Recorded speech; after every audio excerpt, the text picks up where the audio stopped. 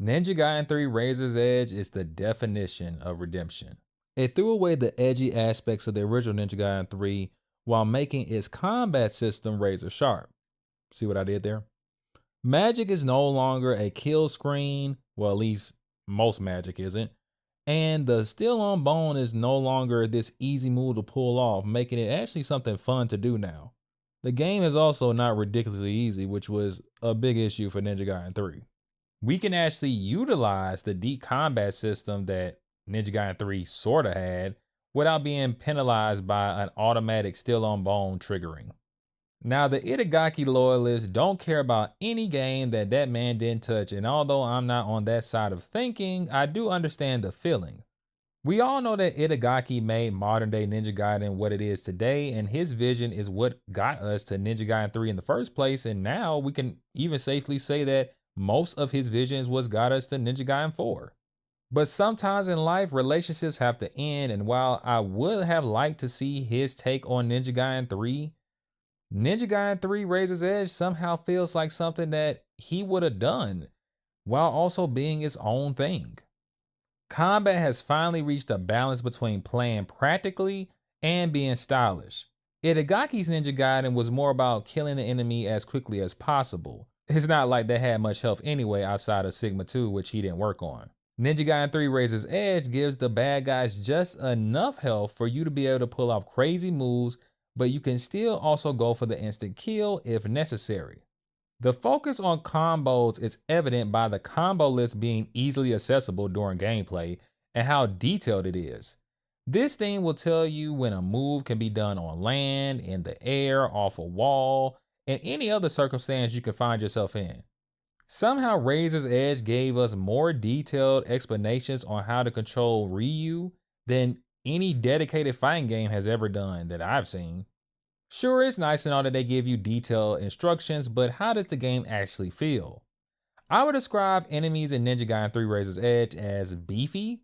They aren't fragile and can take a few slices before dying. The amount of blood and limbs that get hacked off adds to the punchy feel of the combat, and removal of all cheese makes the game feel more challenging than the past games. In Ninja Gaiden 1 and 2, I found myself doing ultimate technique after ultimate technique, as not only were these cool to do, they also were the best way to do damage and to earn essence.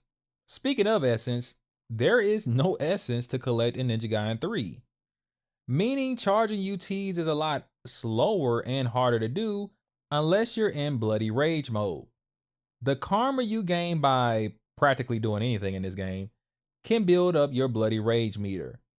If you're in Bloody Rage mode and start a UT, it instantly charges to full, make it even quicker than how it would work in the past games with Essence. Now you could still pull off a UT without being in Bloody Rage mode, but because the enemies are so aggressive in Ninja Gaiden 3 Razor's Edge, it's not wise to do it unless you have a ton of extra space to pull one off. I feel like Razor's Edge actually makes you earn UTs versus using cheese tactics like before, like charging a UT on landing or absorbing an essence, which technically isn't a cheese tactic, but the way it worked in the past games is that you could kill an enemy with a UT and they would drop essence and you would just keep getting more essence, so you just kept doing UTs. Changing the way you earn your ultimate technique feeds into the idea that you should be mastering the combo system, as the longer you're able to pull off a combo, the easier you are to earn a UT, because by pulling off longer combos, you earn more karma. Since essence is gone, you might be wondering, how do you heal and upgrade Ryu? Upgrades are also tied to karma. So the better you do in combat, the more points you'll get, so you can get health upgrades, weapon upgrades, and magic upgrades. You can even buy outfits with your karma too. Now when it comes to healing, you can heal every time you save. There is a technique you can unlock called meditation that slowly heals Ryu by taking away from his magic, but this is something I will only do if you're really good at timing it when fighting multiple enemies, but it's perfect to do when you're completely alone, so don't worry about it when no one's around. But the best way to heal in this game, and it's also my favorite new mechanic introduced in Ninja Gaiden 3, and that is Steel on Bone. Like I said, this has to be my favorite change to the formula, as I love when games find a way to focus on one main mechanic and have everything else feed back into it. Still on Bone is that new move that if you played the original Ninja Gaiden 3, you would have saw how it was overused. You know that move where Ryu kind of stabs an enemy, the camera zooms in and he like splits them in half. That move was overused in 3, but they repurposed it in Razor's Edge. Now in Razor's Edge, it's a high risk, high reward move, but it can heal you if you manage to pull one off.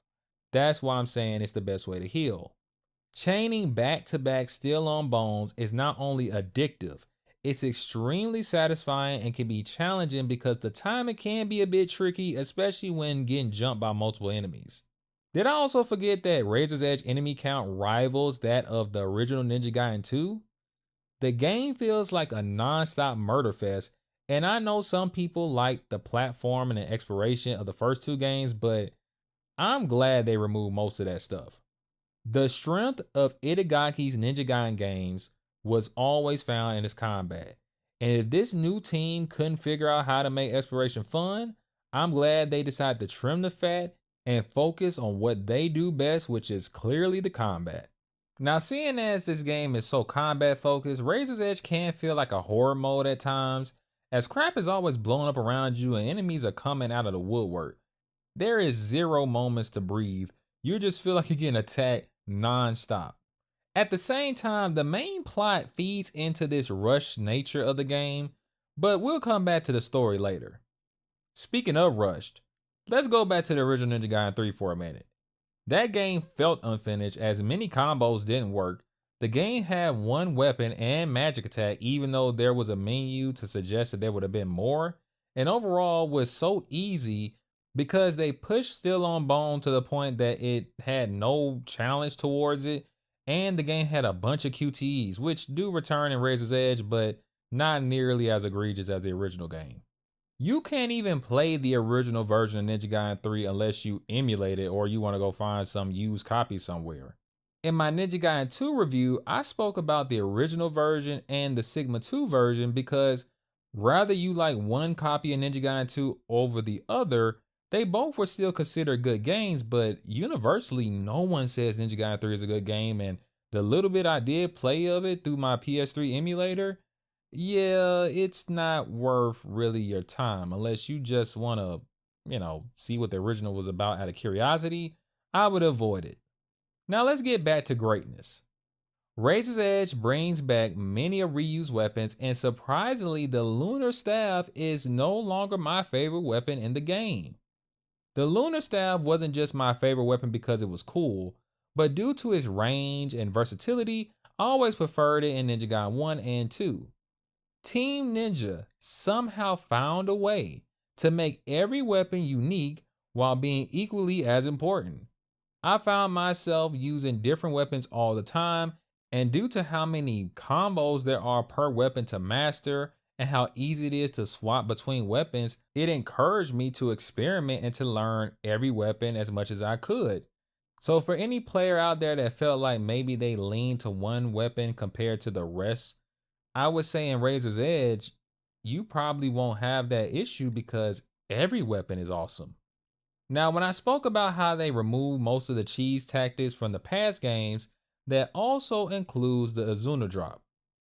For those that don't know, the Azuna drop was such a powerful and overused move in the past games that you could have renamed the series after it. That's how much you would have used the Azuna drop in Ninja Gaiden 1 and 2. What they did this time around to balance it out is that enemies won't always launch with you when you do an upwards attack. But don't worry, you aren't left defenseless if you go flying up without an enemy. You can always come crashing down with a downward slash. Or you can always just play a bit wiser and wait to see if the enemy gets launched in the air, because there is a window where you don't have to immediately go up in the air with them. If you slash them up and they don't go up, then don't go up in the sky with them. But if they do, then jump up and begin to do your combo leading into an Azuna drop. Now, people attack Ninja Gaiden 3 and Razor's Edge for lacking enemy variety, and I can't speak for the wholeness of Ninja Gaiden 3 because, as I said, I didn't play it all the way through. But when it comes to Ninja Gaiden 3 Razor's Edge, I'm on the opposite end of that argument. See, there's a difference between visual variety and enemy variety. It's true that most of the people that's going to attack Ryu are humans, but there are many different types of humans that you have to deal with, and they play differently, and the tactics that you have to use against them are different. Those are different enemies, although they may look similar because they're human, but they're not the same. Most stages in Ninja Gaiden 3 have some buttholes off in the corner somewhere shooting at you, and I always tend to go after them first. You got soldiers that get up close and personal, and they can even jump out the dirt and hit you with a surprise attack. You got very defensive soldiers that use shields that you have to get around, and the worst of them all are the freaking mages. The mages are the hardest enemies in the game by far and require you to play very strategically when dealing with them. They are fast, they hit hard, can break out of your combos, but once you figure out their weakness, you can make them your plaything. The mages are a wake-up call anytime you find yourself getting too big-headed when killing the scrubs. Admittedly, at first, I hated these enemies. I thought they were unfair, I thought they were dumb, I thought they were too hard, but I grew to love them over time. They are true tests of skill. Boss fights in Ninja Gaiden 3 Razor's Edge are actually the best lineup of bosses because Ninja Gaiden always had good boss fights, but there was always a few of them that were bad. And this game, thankfully, only has one that I would say is bad, and we'll get to it in just a second. Now, I will say that the helicopter fights feel a bit cheap and probably work better in the original Ninja Gaiden 3 that focus more on QTEs. Most boss fights are one-on-ones, and studying their moves and waiting for your opportunity to strike is the best bet for you. You don't want to go in trying to charge in head first and just do mad combos on bosses. You say that for regular enemies. But the worst boss fight of them all has to be the final boss fight of the game. This one fight almost ruined my opinion of the whole game. This one fight almost broke me. I'm not even gonna joke with you.